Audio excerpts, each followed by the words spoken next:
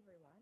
Today we are going to be talking about one of our anabolic processes, getting into the second half of our chapter. So in the past, we have looked at the metabolism of the breakdown of many macromolecules in an organism. We talked about breakdown of sugars. We talked about breakdown of lipids. We talked about breakdown of protein. Now we're going to be talking about the pathways that allow organisms to build those macromolecules. Sometimes the macromolecules are the same class, but they have a different structure. So we might break down lipids from a plant so that we can use the building blocks in a new way to build lipids for our cell membrane, for example. So today we'll be focused on lipids, and we're going to look at exactly that, how to build lipids from the building block components into the larger lipid structures that we as organisms need.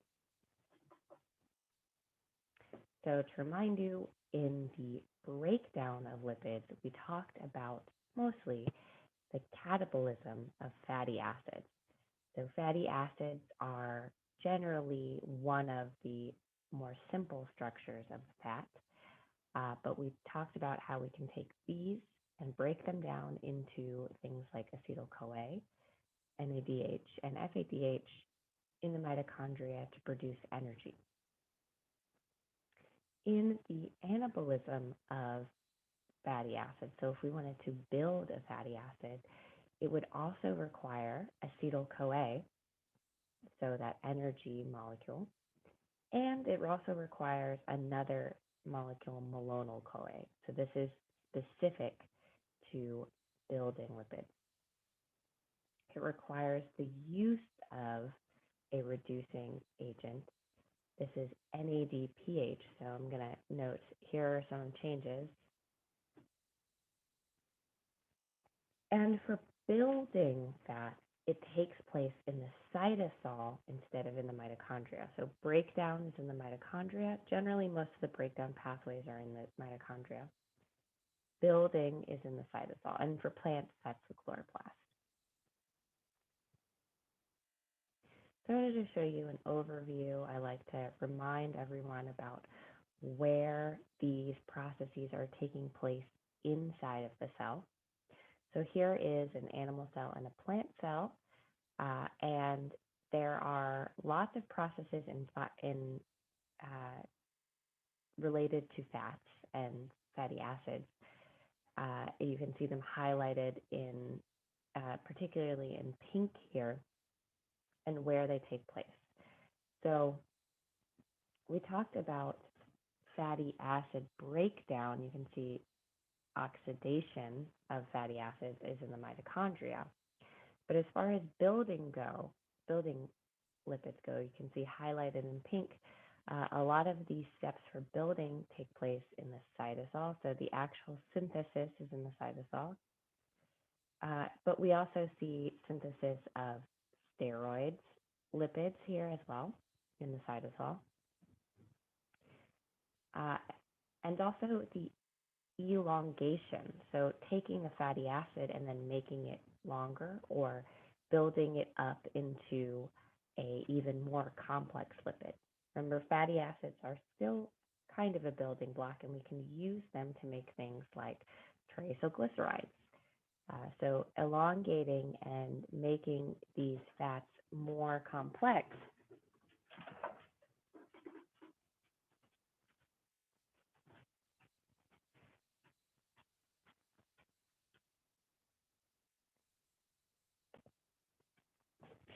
So making these lipids more complex and elongating them happens more so in things like the endoplasmic reticulum, another area of the cell in both plant and animal cells. So you can see this is where we're going to make phospholipids, so taking fatty acids and making them into more complex structures. This is where we can elongate or desaturate. That's changing it from, remember, a single bonded lipid to a double bonded lipid. So the steps to kind of change and alter the lipids into more complex structures happens in the endoplasmic reticulum.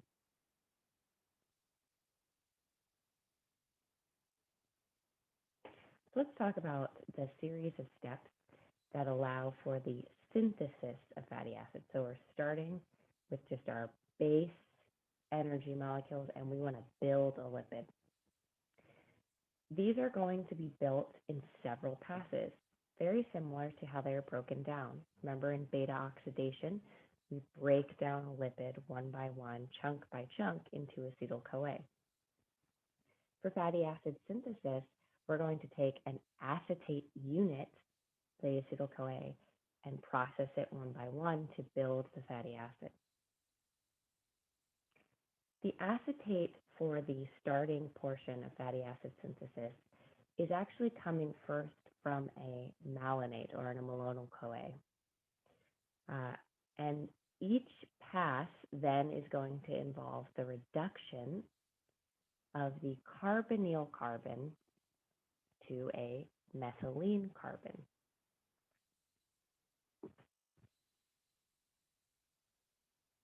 The malonyl-CoA is an important unit because it is what's going to allow us to start fatty acid synthesis.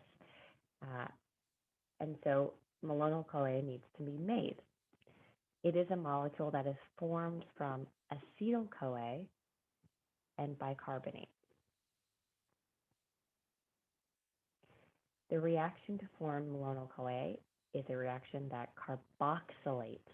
It adds on this carboxyl group to an acetyl-CoA. So I'm going to go back and show you. Here is the acetyl-CoA unit. Remember, acetyl-CoA is a 2-carbon molecule with this CoA portion here. And you can see here's the additional CO2, right? Carbonyl carbon with 2 oxygens. This is how bicarbonate looks. Bicarbonate, remember, is a way to carry carbon dioxide through the blood.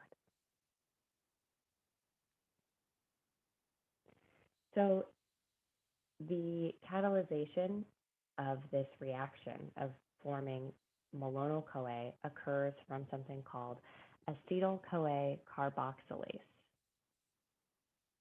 So this is an important enzyme. It's going to start off the formation of malonyl-CoA.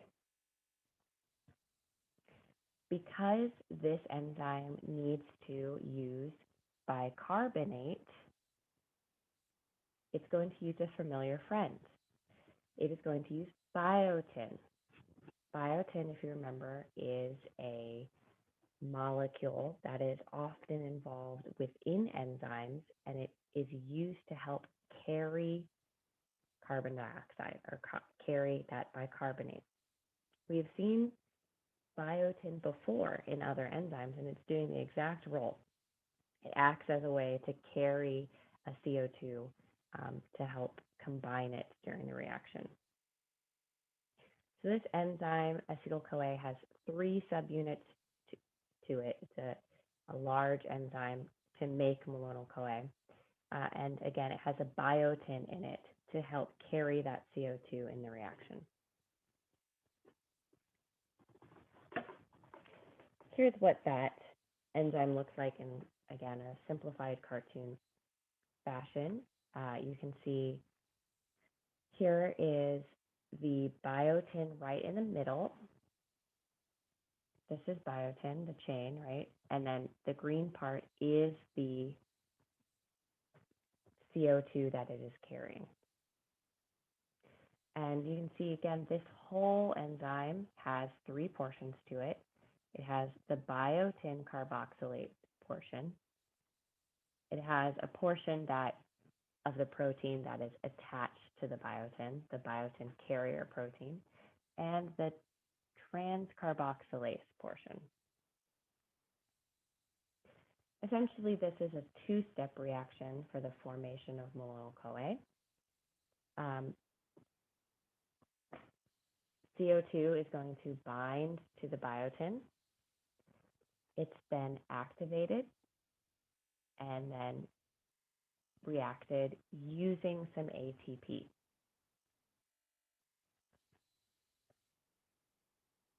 So here is a overview of that.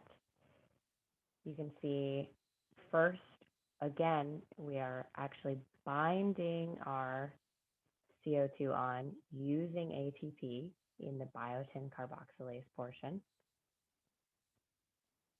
Then this is going to transfer over to the trans-carboxylase portion. Our acetyl-CoA is then going to react with the CO2 that we just added and activated, forming our malonyl-CoA. At this point, the malonyl-CoA detaches from the biotin, opening it back up and allowing the acetyl-CoA carboxylase, remember that's the name of this whole thing, acetyl-CoA carboxylase, to continue making malonyl-CoA.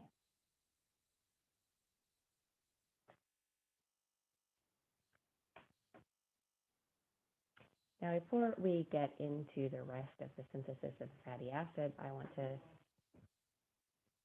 note that this acetyl-CoA carboxylase requires ATP.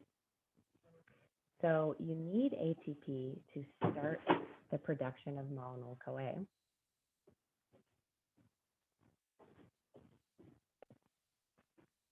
And because you need ATP, you have to already be in a situation of making or having a lot of energy, right? We're not going to start synthesizing lipids unless you have the energy reserves to make them. So this is an example of how the pathway is controlled just by the availability of the reactants, in this case, ATP. Okay, once you have your malonyl-CoA, this is our base molecule to synthesize fats, this can enter another complex that is called fatty acid synthase. This is where we're going to be able to actually form a chain, a fatty acid chain. This can form and elongate to a point a fatty acyl, and it does it by 2 carbon chunks because it's going to add an acetyl-CoA each time. Just like when we looked at breaking down a fat and we break it down in chunks of 2, you form a fatty acid in chunks of 2 by adding an acetyl-CoA.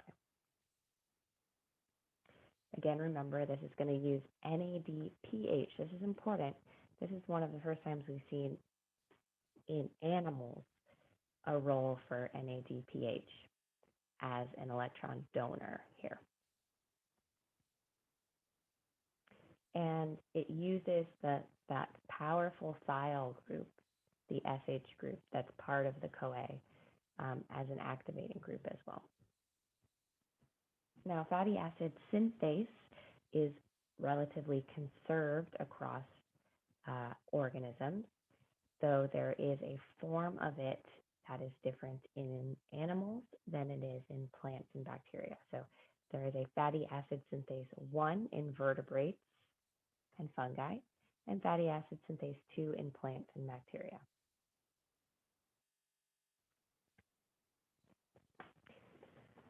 One of the main differences between these complexes in animals and vertebrates versus plants and bacteria is the product that they can make as far as a fatty acid. For our animals and vertebrates, the fatty acid synthase 1 can only lead to a single product, and that is palmitate. This is a saturated single chain fatty acid, 16 carbons long. We only make palmitate, and then the palmitate can go into other areas like the endoplasmic reticulum and be edited, formed into different lipids, change its shape, it can become desaturated, etc. In plants and bacteria, their fatty acid synthase can already make different products. It is not limited to just making palmitate and then that has to be sent off to be edited. It can make saturated, unsaturated, branched, different lengths, all kinds of things, all in the fatty acid synthase. So this is all together in one area for plants, whereas in vertebrates and animals, we are going to be doing the editing and lengthening, desaturation, and all of those things to change and alter the lipid after it goes through fatty acid synthase. This is just an overview of what it looks like. This is a huge complex with many different parts to it to accomplish the formation of a fatty acid chain. Again, palmitate is the main one we're making in invertebrates.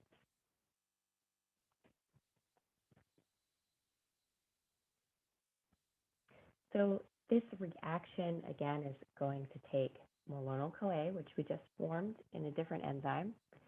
We just talked about that. And then it's going to add 2 carbon units of acetyl-CoA to grow the chain, and then finalize the chain. This process goes through a cycle. Again, very similar to beta oxidation, in which we cycled through some enzymatic steps to cut the chain. Fatty acid synthase cycles through enzymatic steps to grow a chain. This process consists of the condensation of the growing chain with an acetate. So we're going to add on an acetate molecule, condense it on. There's a reduction step of a carbonyl to a hydroxyl, a dehydration step to form a alkene, that's a double bond, and then the reduction of the alkene to an alkane. If you look at these steps, they're almost identically the opposite steps of what we saw in beta oxidation. In beta oxidation, we're also doing this double bond formation, but then making it into a carbonyl and then breaking. So here we are taking the carbonyl, reducing it, making that double bond, and then reducing that. So instead of the oxidation steps in beta oxidation, we're doing reduction steps in fatty acid synthesis.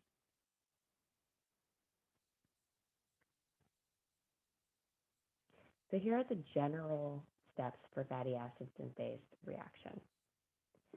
And I'm going to show you the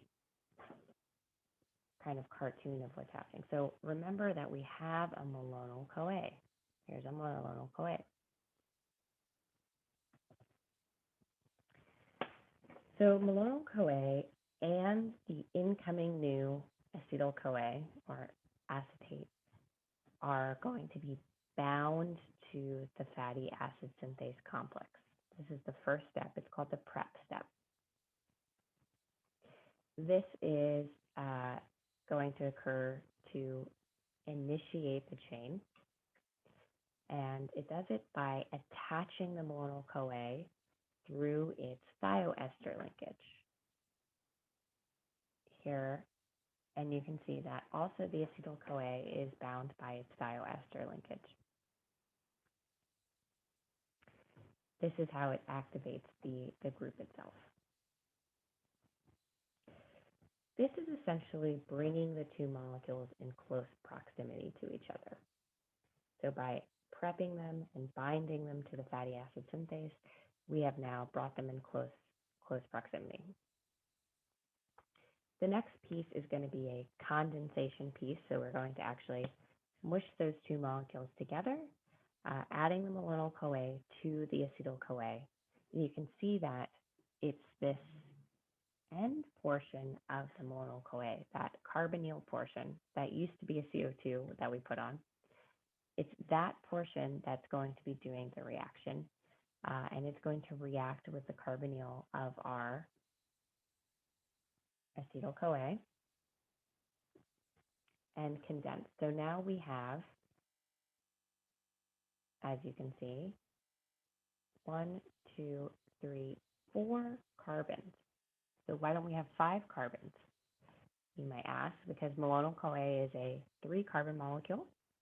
Acetyl-CoA is a 2-carbon molecule. But you can see that during the condensation portion, because we are reacting using that CO2, this portion is actually lost. So this reaction is occurring through the bond that holds this carbon onto the carbon next to it on the malonyl-CoA. So the CO2 portion of the malonyl-CoA that we added on is then re-lost back into the system, and it can actually be used again to help form more malonyl-CoA. And it is going to facilitate that condensation of the two groups. So we do end up with a 4-carbon molecule.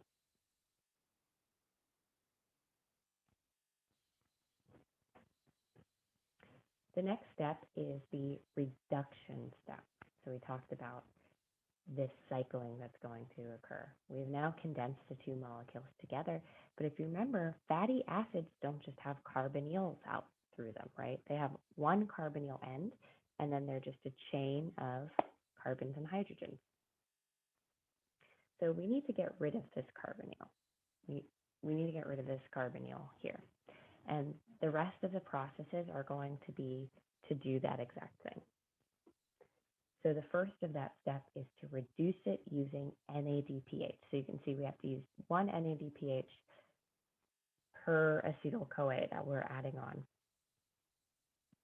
The NADPH is going to turn this carbonyl into a alcohol.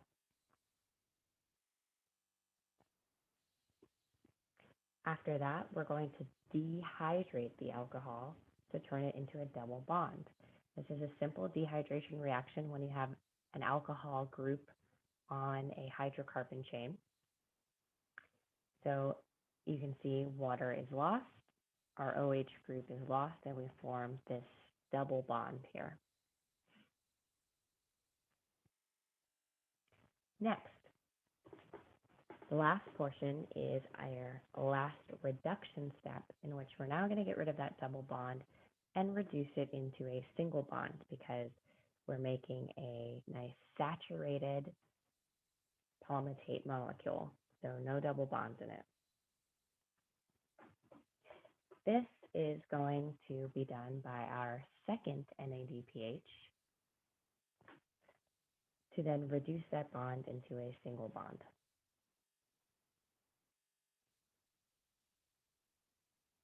After that happens, we now have a nice chain that can be continuously lengthened. And that lengthening is going to occur during doing the same process. We will add another acetyl-CoA on, and that acetyl-CoA will go then be condensed and then go through the rest of the steps we just talked about, in which we reduce, dehydrate, and reduce again. Now, our very first addition of the malonyl-CoA, starting malonyl-CoA, and 1 acetyl-CoA made a 4-carbon long molecule.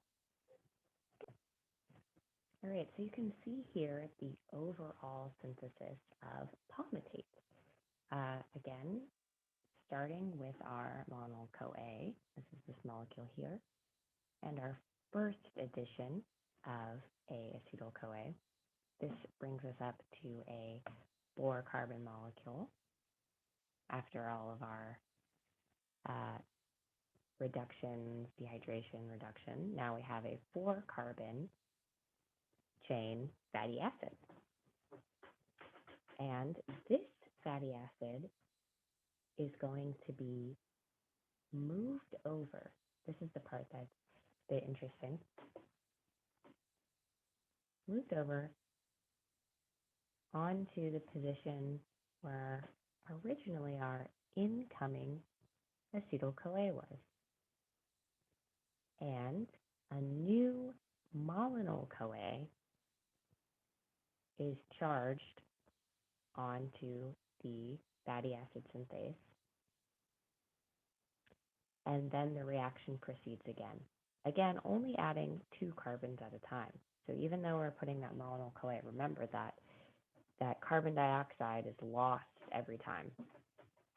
So for each addition, we're losing a little bit of CO2. This is a CO2 using to make the malonyl CoA, but also producing. So it uses and produces CO2 during the whole cycle of fatty acid synthesis. Excuse me. So this is key though. The chain that we're growing, it moves over every time.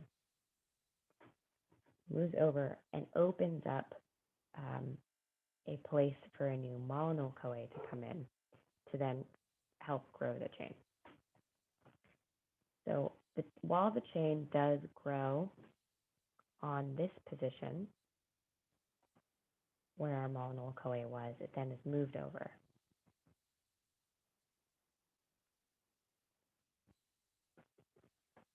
Now, the position I'm talking about, and it's kind of been represented as this nice brown oval, is actually a carrier portion of the protein. It's very important to fatty acid synthesis.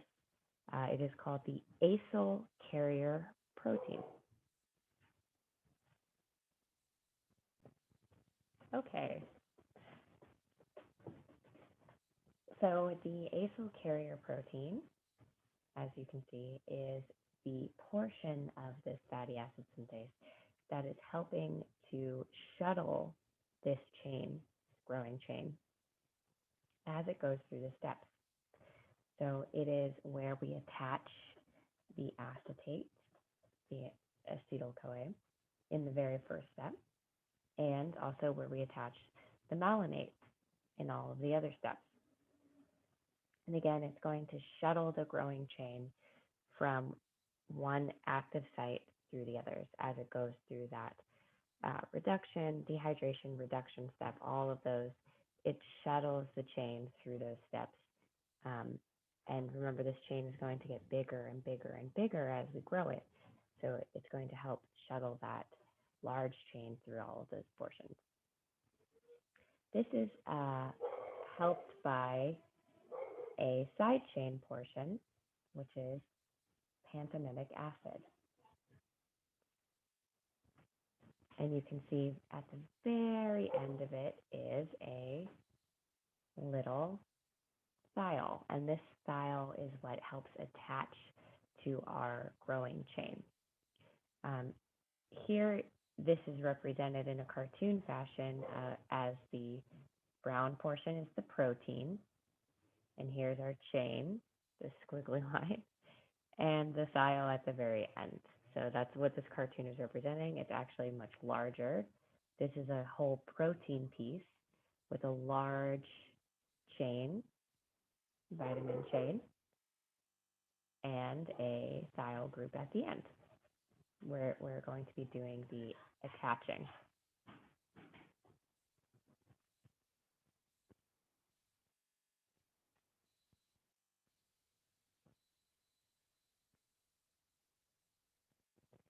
So these steps require charging as we go through the addition of our chains and malonyl CoAs. The 2 thiol groups on our fatty acid synthase have to be charged with the correct groups before condensation will be allowed to occur. After the charging step, again, then these are going to be transferred throughout the portions of the fatty acid synthase to allow for the other steps to occur.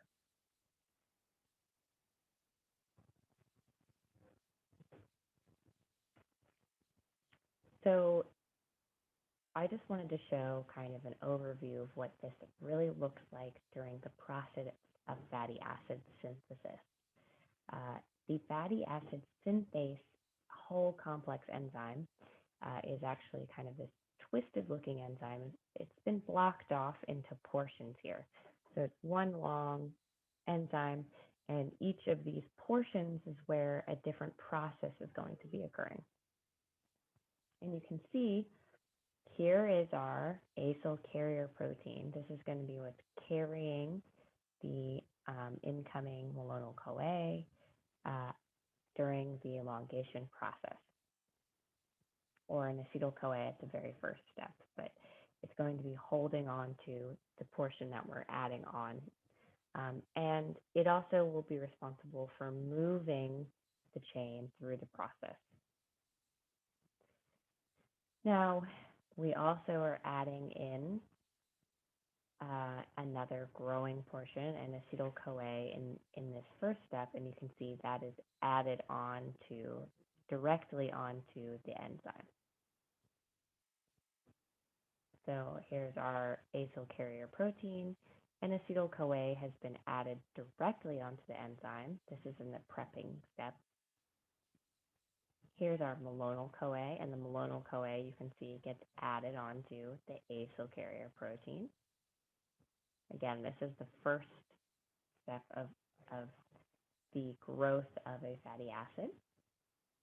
And then our condensation can occur now that these two are close to each other. Remember, once we condense everything, it's going to be on the acyl carrier protein. And that acyl carrier protein is then going to be able to move through this series of areas through the process of doing our reaction. So we're going to do our reduction with NADPH, the first reduction. We're going to do our dehydration. You can see it's moving along this fatty acid synthase. And then we're going to do the second reduction with NADPH, again, moving along the portions. And you can see it's going to end back where it started. Now we have our fully reduced chain. It's now 4 carbons long, ready to be continued in its elongation step. And as I noted, one of the last things that happens is our acyl carrier protein is going to dump that chain onto the enzyme, right? It's going to leave it on the enzyme, and the acyl carrier protein can then open up for the next malonyl-CoA that will be added.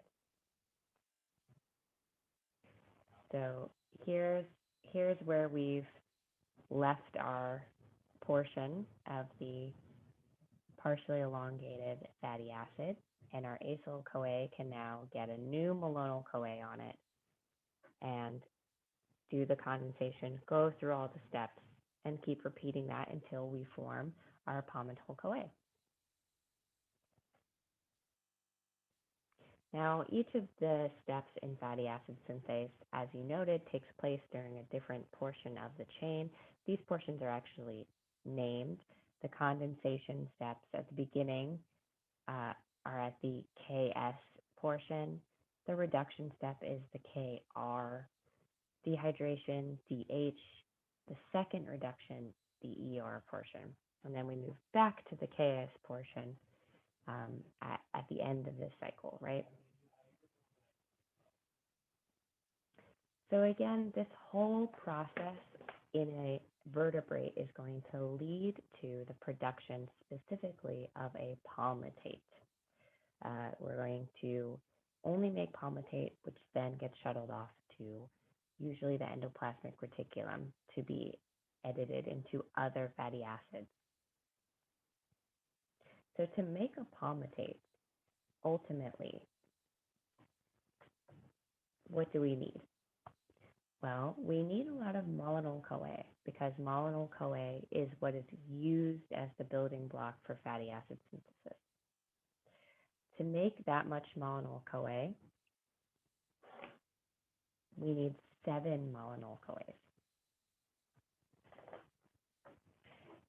which means we need 7 acetyl-CoAs, 7 CO2s, and 7 ATPs, just to do the very first portion before the fatty acid synthesis of making the malonyl-CoA. This is just to do that carboxylation reaction where we're making malonyl-CoAs.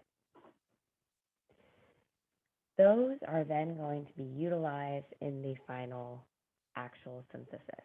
Now remember that during the synthesis of a fat, the very first step also uses an acetyl-CoA, right? So we're going to need 7 malonyl-CoAs and 1 acetyl-CoA. Those 7 malonyl-CoAs, even though they are 3 carbons long, just think in your head like they're 2 carbons long, because they're only going to be adding 2 carbon chunks and through that process losing CO2. So to make the whole of a palmitate, we need 1 acetyl-CoA, 7 malonyl-CoAs, and 14 NADPHs. Remember that for every step of our condensation, we use 2 NADPHs to make the chain. And that's what makes a palmitate. It's going to produce 7 CO2s. We're going to lose all that CO2 back, and it's going to use up those NADPHs. It also is going to spit out some coenzyme A. I want to make note of this because that coenzyme A can be used in other areas of the body. For example, if you needed to make an acetyl-CoA, you need the CoA portion to make an acetyl-CoA. So this can be used, for example, in the citric acid cycle, where we need to make acetyl-CoA from pyruvate to then have it enter the citric acid cycle. So coenzyme A is an important nutrient molecule that can be used in other areas.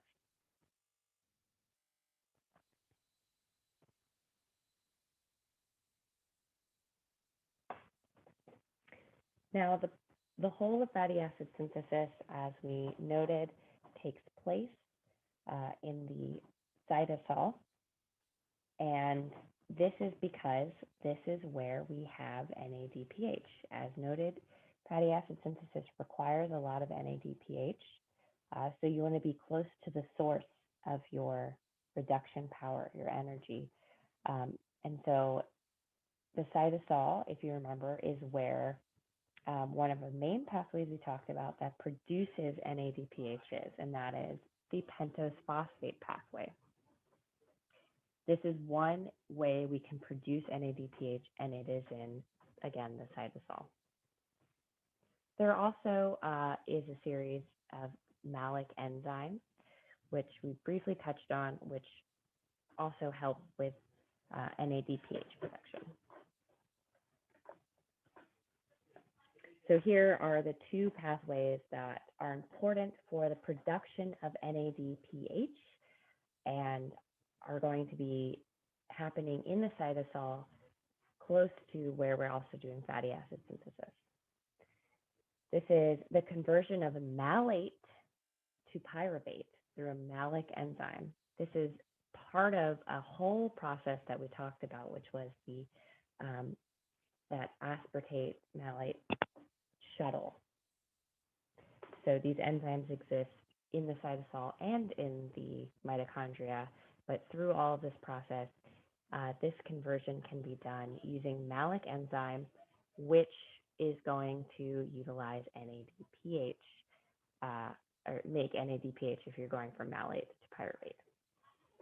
Also, again, pentose phosphate pathway, we can take glucose 6-phosphate and make our ribulose 5-phosphate, and that produces 2 NADPHs during that process.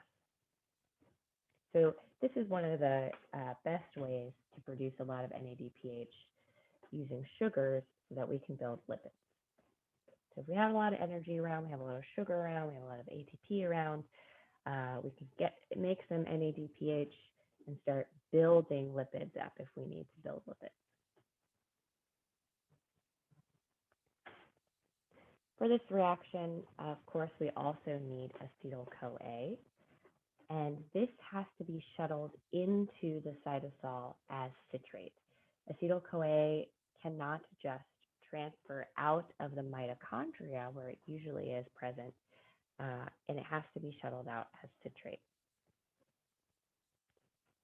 So again, most of our acetyl-CoA is going to be harbored in the mitochondria because that's usually where it's being made. It's being made either by citric acid cycle or it's being made by some previous lipid oxidation, beta oxidation, where we made a bunch of acetyl-CoA. So to get that acetyl-CoA out into the cytosol, it's converted into citrate through the reaction of acetyl-CoA plus oxaloacetate. This is the first step of the citric acid cycle. We've already seen this step. So that condensation can happen, and citrate can then be passed out of the mitochondria into the cytosol, where it then is recleaved back into acetyl-CoA and oxaloacetate and can be used for the synthesis of lipids. This reaction, the condensation does, or the breaking of citrate requires ATP. So again, this isn't going to be occurring unless you have a very energy-rich environment. You have a lot of ATP around, which again, we only want to be making lipids when we do have a lot of energy. And here's that shuttle, just to give a quick overview of the transfer of acetyl groups from the mitochondria out into the cytosol. Again, utilizing the transformation of an acetyl-CoA into a citrate by combining it with oxaloacetate, and then moving it out through a transporter and breaking it back up again. So these are all the components you need for fatty acid synthesis and the basic outline of the pathway itself. Next, we're going to be talking about other types of lipids, how they're synthesized, and generally how we can modify our base palmitate that we have formed using the fatty acid synthesis in the cytosol.